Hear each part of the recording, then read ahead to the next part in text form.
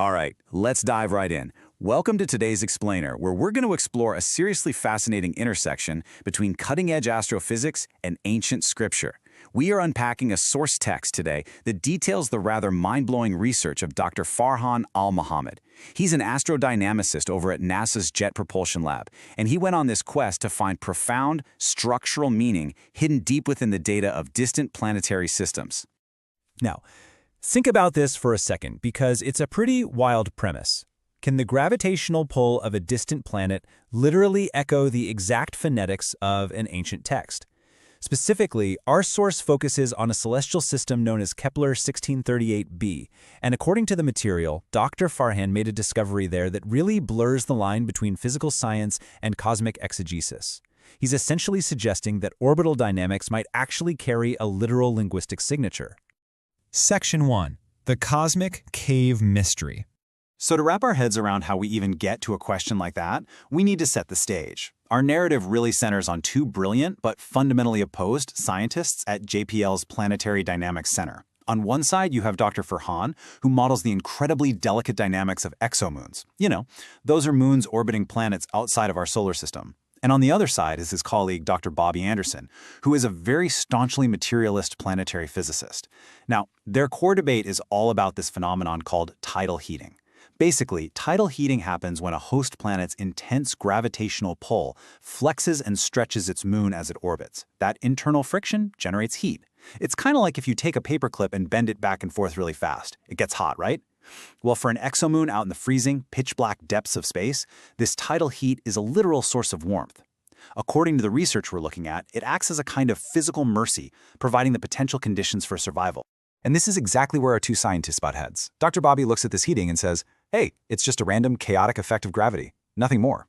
But Dr. Farhan, who is actually drawing inspiration from Surah Al-Kahf, that's the chapter in the Quran detailing the companions of the cave who seek refuge, mercy, and guidance, well, he hypothesized something radically different. He started wondering, if an exomoon takes refuge in the gravitational cave of its host planet, could its physical dynamics of warmth and orbital stability actually mirror the highly specific phonetic structure of those exact verses?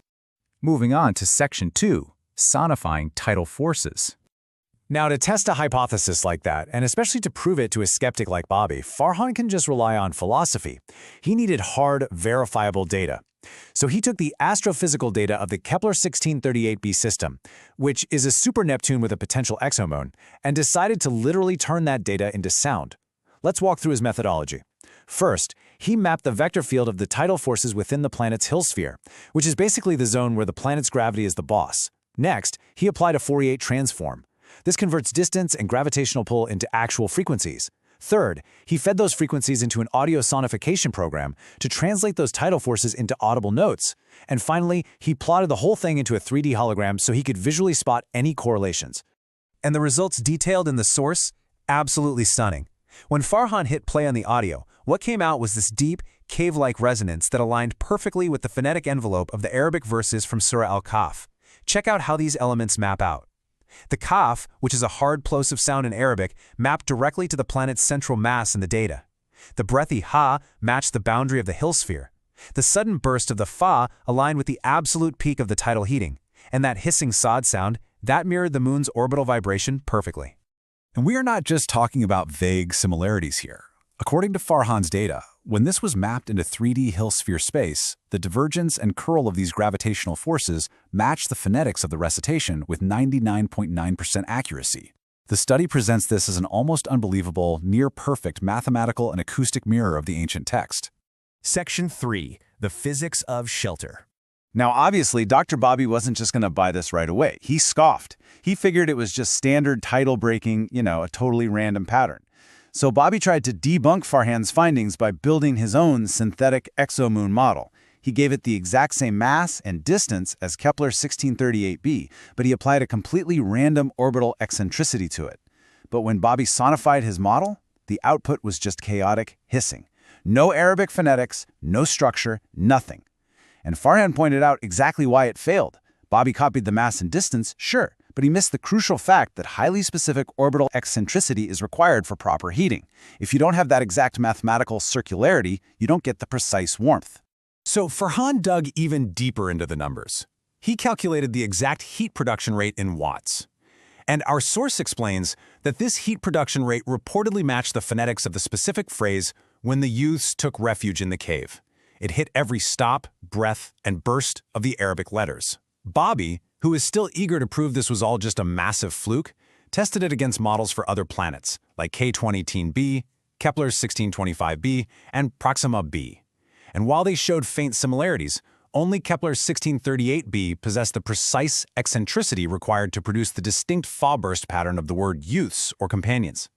For these researchers, this implies that taking physical shelter in the correct gravitational alignment generates a highly precise, almost tailored warmth. And get this, the mapping didn't just stop at the surface. Farhan went on to map the internal temperature of the moon's mantle. He created a 3D thermal cube, and the temperature peaks aligned straight up with the phonetic structure of the Quranic prayer for mercy. The tapping sound of the Ra matched the mantle's vibration. The breath of the Ha matched the waves of heat flow, and the sudden stop of the Mim mirrored the exact point of heat retention stability. According to the study, the internal heat, the literal warmth allowing potential survival, was structurally identical to this prayer. Section 4. Orbiting with guidance. Because look, having warmth is great, but it doesn't mean much if your moon just gets violently ejected from its orbit into deep space, right? Survival requires long-term stability, and for an exomoon, we call this orbital stability. It's the long-term maintenance of the moon's semi-major axis. That is what keeps the moon safely anchored inside the gravitational cave of its host planet, preventing it from either crashing into the planet or just being flung out into the void. So Farhan analyzed the parameters of the stability over these long-term orbits, and his analysis suggested that these parameters matched the exact phonetic waveform of the phrase, "grant us right guidance," or rashada. Very specifically, the hissing sheen and the elongating ya sounds mirrored the stabilizing forces. When Bobby tested the stability data across 5 different exomoon models, only Kepler 1638b exhibited this exact phonetic signature. According to the source, this realization actually brought the skeptical Bobby to tears. He realized that tidal heating wasn't just about warmth, it was providing the exact mathematical stability to keep the moon safely inside its cave. Finally, Section 5, the final cosmic proof. So this all comes to a head at the International Planetary Physics Conference. Farhan was presenting his findings, and he had one final piece of correlation to show everyone. He generated a 3D correlation graph. On the x-axis, he put orbital eccentricity. On the y-axis, heat production. And on the z-axis, the age of the orbit. And the resulting three-dimensional peak perfectly mirrored the exact phonetic data of the Quranic phrase for clear proof, or bayina. Bobby actually ran this exact correlation through 10 different synthetic models on his own laptop right there. 9 of them produced random noise. According to their presentation, only Kepler 1638b, the system that had both proper tidal heating and orbital stability, yielded this exact undeniable pattern. And as you can probably guess, following this presentation, the dynamic between these two scientists completely shifted. The source text tells us the data caused a profound paradigm shift for the once strictly materialist Dr. Bobby Anderson. It actually led him to stand up in front of his peers and state, "I admit today, the exomoon is the cosmic reality of Ashab al-Kaf, which makes the Lord's mercy and guidance manifestly clear." So what does this all mean moving forward? Well, it led straight to the launch of the Al-Kaf Exomoon Tidal project over at JPL. Right now, Farhan's lab is utilizing fresh data from the James Webb Space Telescope to sonify 15 different exomoon candidates. And their early findings are fascinating. They're indicating that moons exhibiting both proper heating and orbital stability show a 30% clearer phonetic signature for the word mercy. They are effectively redefining planetary dynamics here, treating the cosmos as a text to be read, what they're calling a literal cosmic exegesis. To kind of pull all these threads together, Farhan is actually releasing an upcoming book titled The Moon Takes Refuge in the Cave. And in it, he argues this really beautiful philosophical point that's drawn straight from the hard math. A planet is not just some lifeless body of mass. Under the right specific, mathematically perfect conditions, it acts as a cave, providing sanctuary. The orbital stability is, in his words, a divine oath that transforms raw, cold gravity into shelter for a moon. Which really just leaves us with this final thought for you to chew on. The next time you look up at the night sky and see a moon locked in its orbit, how are you going to view it? Are you just going to see dead rocks and measure tidal forces purely in newtons? Or, armed with this new perspective, will you look a little deeper into the data and see a cosmic sign of profound shelter, mercy, and guidance? It absolutely gives us a whole new way to listen to the universe. Thanks for joining me on today's Explainer, and keep your eyes and your ears to the stars.